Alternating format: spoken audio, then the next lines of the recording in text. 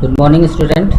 Today we are going to learn the first chapter of your class 11th book, that is Hornbill. The name of the chapter is The Portrait of a Lady. Let's begin, student. My grandmother, like everybody's grandmother, मेरी दादी जैसे और लोगों की दादी होती हैं, was an old woman, एक बूढ़ी महिला थी. She had been old and wrinkled for 20 years that I'd known her. She had been old, वो बूढ़ी हो चुकी थी, and wrinkled for 20 years, और 20 सालों से उनके ऊपर झुर्रियाँ पड़ी हुई थी. That I known her, जब से मैं जानता. People said that she had once been young and pretty and had even had a husband. लोग कहते हैं कि वो कभी बहुत यंग, जवान और प्रीटी थी, and had even had a husband, मतलब और यहाँ तक कि उनका एक पति भी था. मतलब इस तरीके की बात जो शब्दों से निकल रही है. But that was hard to believe, लेकिन इस पर विश्वास करना बड़ा मुश्किल है. माई grandfather's portrait hung above the mantelpiece in the drawing room.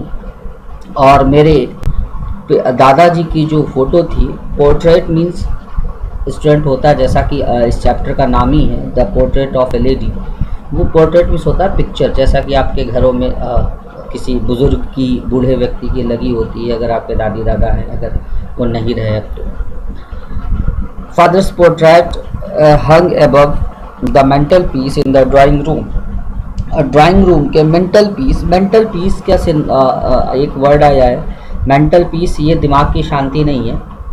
Look at the spelling, mental peace लिखा है. मेंटल पीस मीन्स होता है जैसे चिमनी जो होती है आपके रसोइयों में, उससे निकलने जो उसका चिमनी का जो आउटले होता है, वहाँ पे ऐसे कुछ लगा होता है, मतलब लकड़ी का, वुडन टाइप का कुछ लगा होता है, उसको बोलते हैं mental peace. He wore a big turban and loose fitting clothes. उन्होंने वो पहने हुए थे बिग टर्बन, पगड़ी, बड़ी सी पगड़ी, एंड लूज फिटिंग क्लॉथ्स, और ढीला कपड़ा. His long white beard covered the best part of his chest. और उनकी सफ़ेद लंबी दाढ़ी ने उनके चेस्ट के बेस्ट पार्ट को, मतलब उनकी दाढ़ी सीने तक थी. And he looked at least 100 years old. और वो कम से कम 100 साल पुराने लग रहे थे. He did not look the sort of person who would have a wife or children.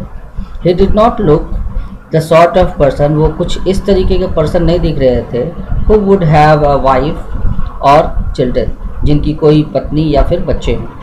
He looked as if he could only have lots and lots of grandchildren. वो ऐसे दिख रहे थे जैसे कि इनके खूब ढेर सारे पोते होंगे. As for my grandmother being young and pretty, जैसा कि मेरी दादी being young and pretty, the thought was almost revolting. मतलब जैसा कि मेरी दादी जो जब यंग थी वो बहुत सुंदर थी. The thought was almost revolting. ये सोच जो है लगभग विद्रोह पैदा करती थी कि ऐसा कैसे हो सकता है. She often told us of the games she used to play as a child. वो अक्सर हमें बताया करती थी उन खेलों के बारे में जो कि वो अपने समय में खेलती थी. That seemed quite absurd and undignified on her part, and we treated it like the fables of the prophet she used to tell us. देखिए, दैट सीम्ड क्वाइट एब्सर्ड. अब एक शब्द आया है स्टूडेंट, एब्सर्ड. एब्सर्ड का synonym से अगर आप जानना चाहेंगे तो रेडिकुलस कह सकते हैं आप, मतलब जिसका कोई मतलब ना हो. रेडिकुलस का मतलब बेतुका सा. ठीक है student. That seemed quite absurd, जो कि बिल्कुल बेकार, बेतुका सा, एंड अनडिग्निफाइड. अब डिग्निफाइड, देखिए डिग्निटी का मतलब, डिग्निफाइड या डिग्निटी का मतलब क्या होता है, मर्यादित. अनडिग्निफाइड जो कि अमर्यादित था.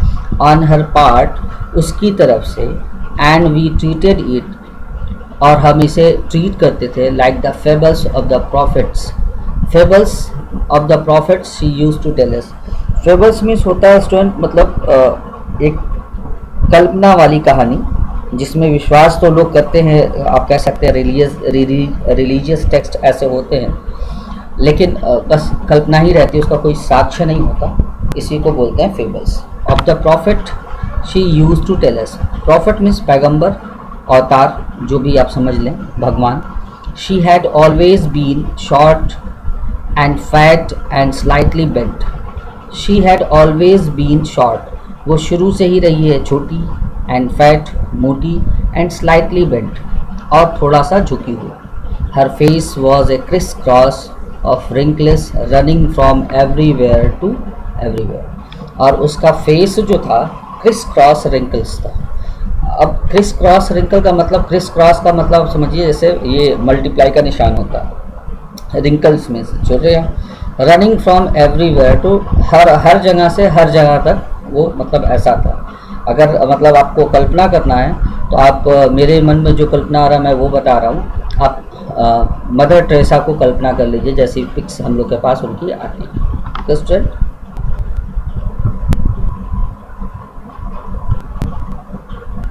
स्टूडेंट आगे बढ़ते हैं। No, we were certain she had always been as we had known her. No, we were certain, हम लोग पक्के हैं, मतलब मुझे विश्वास है, हम लोगों को विश्वास है। She had always been as we had known her. वो हमेशा से वैसी ही रही जैसे कि हम लोगों ने उसे जाना है। Old, Burhi, so terribly old that she could not have grown older. इतनी भयानक बूढ़ी कि अब उससे ज़्यादा बूढ़ी नहीं हो सकती वो। And had stayed at the same age for 20 years, और पिछले 20 सालों से उसी अवस्था में, मतलब इतनी बूढ़ी थी कि अब उससे ज़्यादा नहीं हो सकती थी, अब पिछले 20 सालों से उसी मतलब अवस्था में जैसे वो दिख रही थी एकदम बूढ़ी, वैसे ही टिकी हुई थी। She could never have been pretty, वो अब कभी सुंदर नहीं हो सकती, but she was always beautiful, लेकिन वो हमेशा से सुंदर थी। देखिए थोड़ा सा विरोधाभासी नहीं है ये। She could never have been pretty, अब वो कभी सुंदर नहीं हो सकती, ये फिजिकल उनके सुंदरता की बात किया जा रहा है। But she was always beautiful, लेकिन वो हमेशा से सुंदर थी। शी वॉज ब्यूटीफुल मीन्स वो सुंदर थी, पहले की बात किया जा रहा है। She hobbled about the house in spotless white with one hand resting on her waist to balance her stoop and the other telling the beads of her rosary. But she was always beautiful. She hobbled about the, एक शब्द है student hobbled. hobbled शब्द का मतलब अगर आप हिंदी में समझेंगे तो इसका मतलब तो होता है बाइंड, मतलब टाइट, बंधन, बाइंड कह सकते हैं, टाइट नहीं, बाइंड। और अगर इस तरीके से इस पैराग्राफ में देखेंगे, she hobbled about the house in spotless white with one hand resting, मतलब वो घरों में इधर उधर में बंधी हुई थी, घरों के ही कामों में, ये काम वो काम, जिस तरीके से अपने आप को सेट कर रखा था। ओवरऑल मतलब यही निकल रहा है। About the house in the spotless white, और एकदम स्पॉटलेस मतलब दाग, एकदम भी दाग नहीं थे, एकदम सफ़ेद में, मतलब कपड़ों में। With one hand resting on her waist, और उसका एक हाथ जो है उसके कमर पर, टू बैलेंस हर स्टूप, जो खुद को उसको संभालने के लिए। स्टूप का मतलब होता है जो थोड़ा सा जो उसका झुकाव होता है, मतलब जिसने झुकते हैं तो ऐसे हाथ रख लेते हैं, उस झुकाव को बैलेंस करने के लिए वो अपना एक हाथ अपनी कमर पर रखती थी। And the other telling the beads of her rosary, और दूसरा जो है other the telling the beads of a rosary, और दूसरा जो है अपने माले, और रोजरी मीन्स होता है गारलैंड, जो अक्सर जैसे आप रुद्राक्ष वगैरह अक्सर घर में लोग पहनते हैं, यहाँ हमारे तरफ की लेडीज़ वगैरह या जेंट्स वगैरह, कोई भी बूढ़े लोग, तो हमेशा उसका एक हाथ वहाँ पर रहता, कमर पर रहता था, एक हाथ से वो गारलैंड मतलब माला अपना पकड़े रहती थी। Rosary synonyms, if you want to know then you can use garlanding. Her silver locks were scattered untidily over her pale, puckered face, and her lips constantly moved in inaudible prayer. Her silver locks were scattered untidily. उसके सुनहरे मतलब चमकीले locks वर scattered, मतलब बालों की बात कर रहे हैं, वो हमेशा मतलब लॉक वो बिखरे, स्कैटर्ड मीन्स गैदर्ड का एंटोनिम्स है ये, तो मतलब फैला होना, और टाइडली मतलब बंधा हुआ, अनटाइडली मतलब खुला हुआ, हमेशा फैले और खुले हुए। ओवर हर पेल, उसके पीले चेहरे पर, पकर्ड फेस, पकर्ड शब्द का स्टूडेंट मतलब होता है इसी चैप्टर में जो आपका यूज़ किया गया है, जो पहली शुरुआत के मीनिंग थी, रिंकल्ड एक वर्ड यूज़ किया गया है उसके लिए, जिसका मतलब होता है झुर्रियाँ। पकर्ड फेस का मतलब वही होता है, झुर्रियों वाला face. And her lips constantly moved in inaudible prayers, और उसके होठ हमेशा हिलते रहते थे इन इनऑडिबल प्रेयर। ऑडिबल मतलब जो सुना जा सके, इनऑडिबल मतलब जो सुना ना जा सके, मतलब वॉइसलेस। इनऑडिबल मतलब वॉइसलेस प्रेयर, इनऑडिबल प्रेयर का मतलब वॉइसलेस प्रेयर ना, जो सुनाई नहीं देते थे लेकिन अक्सर मन में पढ़ा करती थी। यस यस, हाँ, शी वॉज ब्यूटीफुल, वो सुंदर थी। She was like the winter landscape in the mountains, वो एकदम ऐसा लग रहा था कि वो जो ठंडी के दिनों का जो माउंटेन होता, मतलब ऊपर से एकदम बर्फीला, कुछ वैसी थी। An expanse of pure white serenity, breathing peace and contentment. अब एक वर्ड आया है यहाँ पर स्टूडेंट, सेरेनिटी। सेरेनिटी अगर आपको बताऊं तो सेरेनिटी का शाब्दिक अर्थ होता है पीस। पीस से मतलब होता है सेरेनिटी का मतलब सिनोनिम्स के लिए सेरेनिटी एकदम, सेरेनिटी का सिनोनिम्स पीस एग्जैक्ट हो सकता है। Expense of pure white serenity, उसका जो मतलब शांत स्वभाव था। ब्रीदिंग पीस मतलब जो ठंडी सांस लेती थी शांत वातावरण में। एंड कंटेनमेंट, देखिए स्पेलिंग को देखिएगा, कंटेनमेंट का मतलब होता है, कंटेनमेंट है ये, कंटेनमेंट का मतलब होता है सेटिस्फैक्ट्री, मतलब क्या कहेंगे, सेटिस्फैक्शन को क्या कहते हैं। Okay student, now next.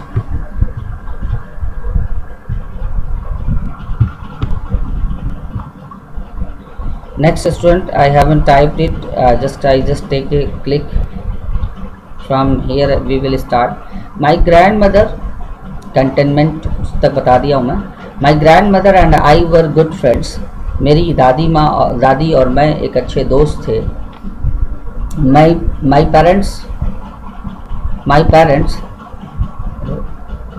parents left me with her when they went to live in the city and were constantly together। और मेरे पेरेंट्स हमें तब छोड़ के गए थे जब वो शहर में रहने के लिए गए थे, तब उन्होंने हमको वहाँ छोड़ दिया था दादी के पास। To live in the city and we were constantly together, और कॉन्स्टेंटली का मतलब होता है कंटिन्यूसली ना, कॉन्स्टेंटली मतलब लगातार, तब से हम लोग लगातार साथ हैं। She used to wake me up in the morning and get me ready for school। वो मुझे सुबह जगाती और मुझे तैयार करती स्कूल के लिए। She said morning prayer in a monotonous sing song while she bathed and dressed me in the hope that I would listen and get to know it by heart। She said her morning prayer, वो अपने सुबह की morning की prayer करती। इन a monotonous एक शब्द फिर से आया है, इसका मतलब dull. Prayer in a monotonous sing song while she bathed, जब वो नहा रही होती तब वो एक मोनोटोनस मतलब एक दल सा भद्दा सा, जैसे भक्ति वाला गीत अगर आपको नहीं पसंद आता है, आज के फिल्मी गाने पसंद आते हैं, तो उस तरीके की कुछ बात कह रहे हैं जिसका मतलब ज़्यादा कुछ ना समझ में आता हो। She bathed and dressed me, वो नहाती और मुझे कपड़े पहनाती। In the hope that I would listen and get to know it by heart, इस आशा में कि मैं उसे सुनूंगा और and get to know it by heart, और दिल से उसे जानने की कोशिश करूंगा, जो भक्ति के गीत गाती हो।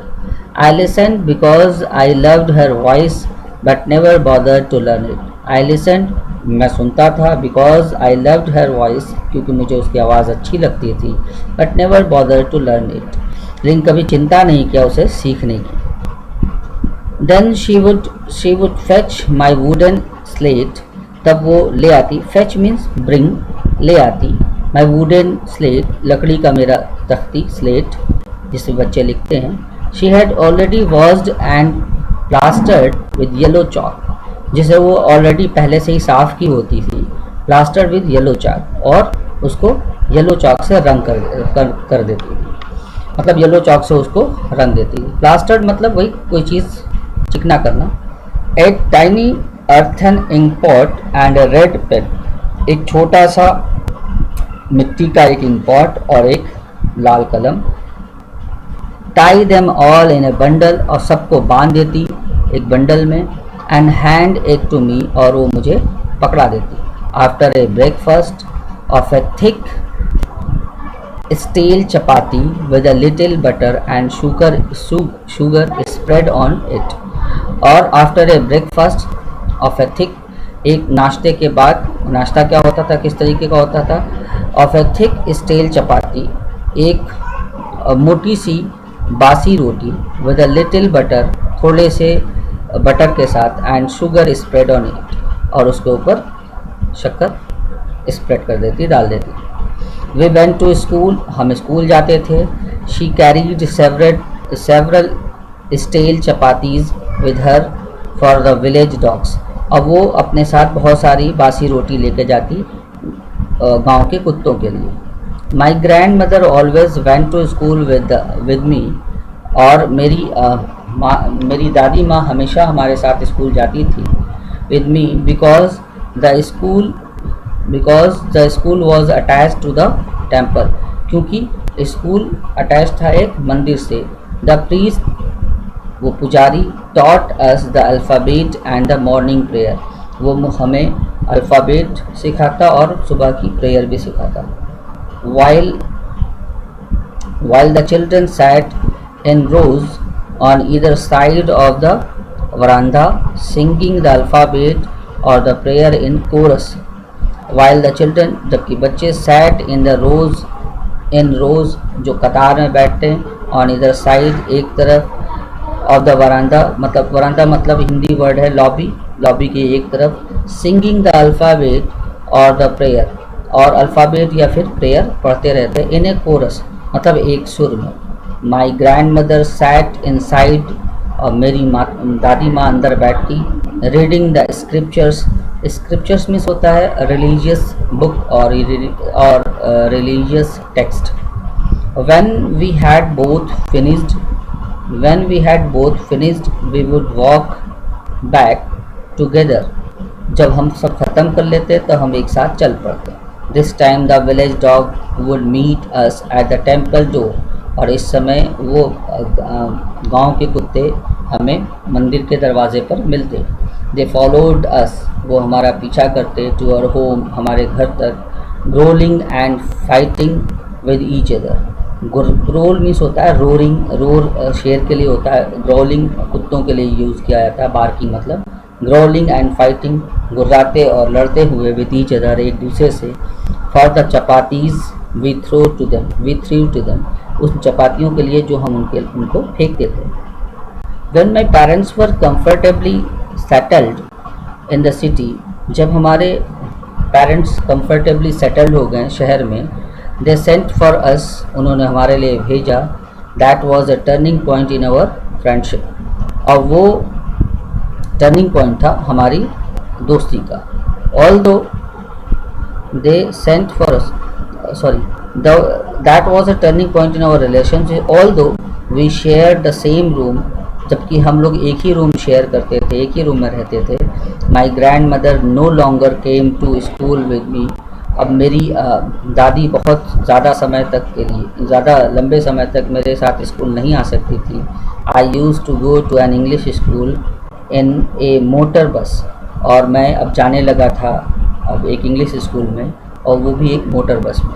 देयर वर नो डॉग्स, वहाँ कोई कुत्ते नहीं थे. In the streets, and she took to feeding, there were no dogs, वहाँ गली में कोई कुत्ते नहीं थे, इन द स्ट्रीट्स, गलियों में, and she took to feeding sparrows, और वो खिलाया करती थी, फीड मीन्स होता है खिलाना, स्पैरोज गौरैया, in the courtyard of our city house, अपने मतलब सिटी हाउस के, शहर वाले घर के कोर्ट यार्ड मीन्स आंगन में वो गौरैयों को खाना खिलाता। स्टूडेंट आज के लिए बस इतना ही, चूँकि ये मैंने पूरा पेज ले लिया था, लेकिन इस पैरा हाउस और सिटी हाउस के बाद से नेक्स्ट क्लास में मैं आपको पढ़ाऊँगा। Thank you.